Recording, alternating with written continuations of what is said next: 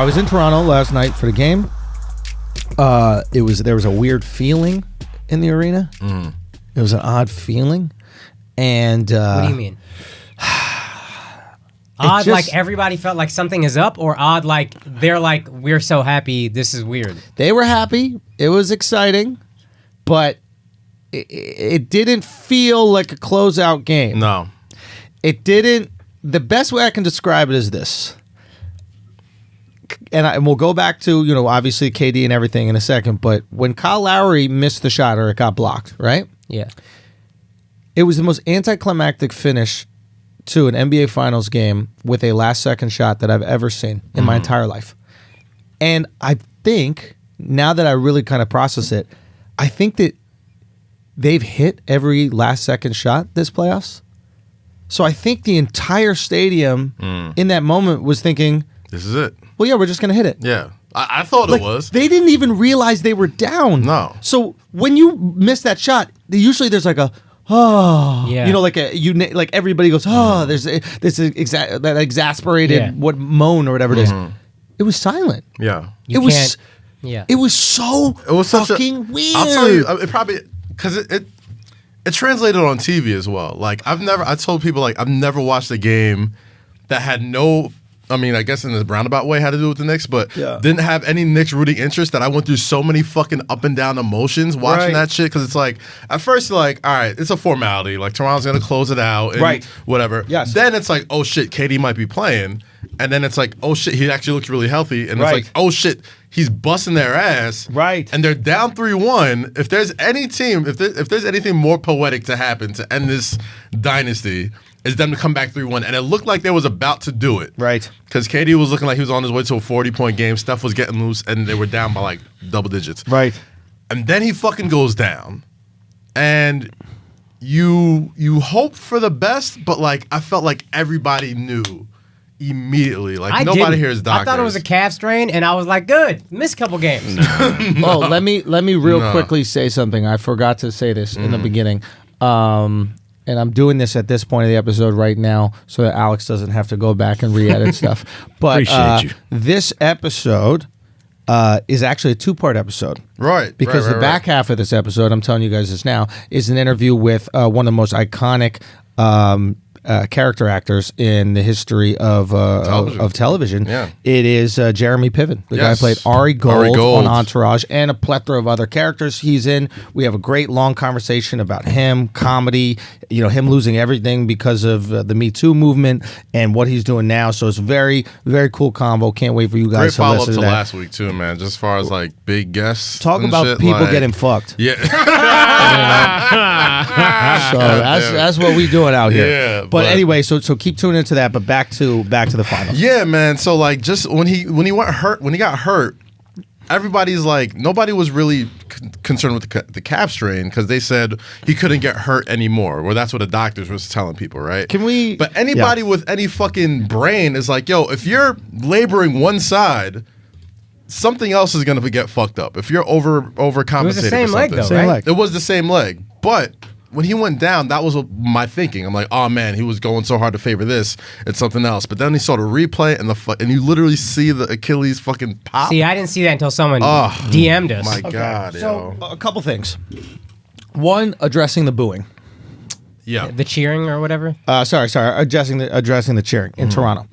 To be fair, it was a little shocking that all these people were cheering, and there were people. The chant was KD's done. KD's done, right? Yeah. But to be fair to them, everybody in that moment thought he just pulled his calf again. That's what I thought. Right? Mm-hmm.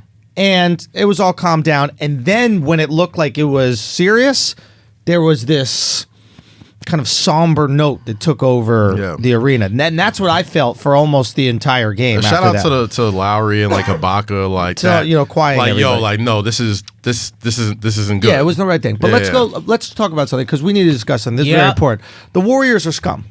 Yeah. The Warriors are the scum of the Warrior organization and that crocodile tear, fake, phony, Oscar-worthy bullshit performance that Bob Myers put on in that press conference, where he fake cried talking about it's an Achilles injury. Motherfucker, you knew it was an Achilles injury. Why do you think that there was ice on his Achilles for the last 2 weeks? The whole fucking week. Why do you think that every one of the reports that you got from the team doctors said that there was an issue with his Achilles, right? So let's talk about what scumbags this organization is. Number one, I have on very good authority that they were pressuring him to come back. Absolutely. Not only were they pressuring him to come back internally, they were pressuring him to come back with the media. Yes. So they were dropping all these articles about why maybe he's faking, maybe he's actually okay, maybe he's protecting himself, etc. Even saying Number two, real quick. The reason why they're pressuring him to come back is because they know he's gone. So if something does happen to him, it doesn't cost him anything. You know he's off the books at the end of the year, and you know he's not re-signing. Now, we got Clay, has a little hammy injury. You know he's re-signing. So what do you say to Clay? You say, please don't play game 3. You could possibly hurt yourself. How dare you? Though? Now, I know you're coming back to my team, and I got to protect your body. But this guy over here that I know is leaving, I don't care if his whole shit busts. Go beat it. And this nice guy approach that Steve Kerr uses all the time, this, I'm a sweetheart. I'm just here. I'm just lucky to be in this position. Shut the fuck up. You ruthless piece of shit. Okay? At the end of the day, you knew this guy had a partially torn Achilles. I don't know for a fact it was partially torn, but remember when I said he's not playing? Yeah. The reason I said he's not playing is because the information I got was accurate that he shouldn't have fucking played. There's not, and it's not even just you. There was not one single report. Like when somebody's injured. We gotta give Flagrant credit. We get credit on this motherfucking podcast. Andrew said before anybody else, he is not playing. And he said, the only way I could see him playing is if they go down 2 games, but he still shouldn't play, or he's still not probably going to play. Because what my prediction, not my prediction, what I basically said was based on the fact that the injury was far more severe than people knew. And this is what, to use your point about the media, another way I think they kind of pressured him was since the fucking day he got hurt, he could be back in a week.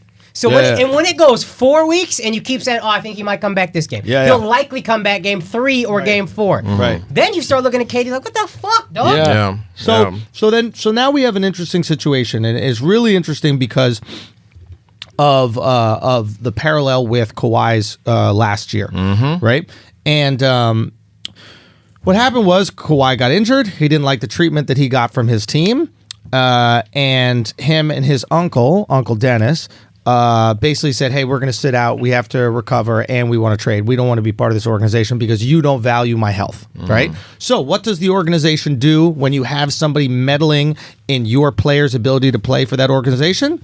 They have to cut that person's legs out from under them, right? So they call you crazy. It's no different than what they did with Chappelle, right? Chappelle goes to Africa. Sure. But Chappelle goes to Africa, right? And leaves $50 million on the table. They're like, well, shit, we can't let the general public know what Chappelle knows. So you get like the Spurs brass, you get like the fucking the pillars of that franchise. You get Ginobili talking shit about Kawhi, Tony He's Parker, not a good teammate. Bruce Bowen, who's in the press. Like literally everybody was most shitting importantly, on this dude. not only Kawhi, it's the father figure. It's Dennis, right? You go after the person that's advising him, and you call them crazy, right? Because you want to delegitimize them in the press and hopefully use the press to delegitimize Dennis in this situation to Kawhi, right? So it's like you're playing, it's warfare right here, right? Yes. So what happens? Kawhi actually trusts Uncle Dennis, that we all think is a nut job from Jersey. I mean, even my friends in the league were like, who the fuck is this guy? Like, why does he even care? Now Kawhi's in the finals, up 3-2, and could potentially and should win a championship. And now you have KD. Someone who doesn't have an Uncle Dennis. Somebody who obviously has his mother, but he doesn't have someone in his life who's going to say, hey, sit your ass down on the fucking bench. Don't be a hero here. You're not built to play for this, and you are going to fall apart if you go out there, and I don't give a fuck what the organization says or what the media says. You are not playing. He didn't have an Uncle Dennis in this situation, a crazy Uncle Dennis. And now he's going to miss the next year recovering from an Achilles injury. And he might not ever be the same. And he might not ever be the same.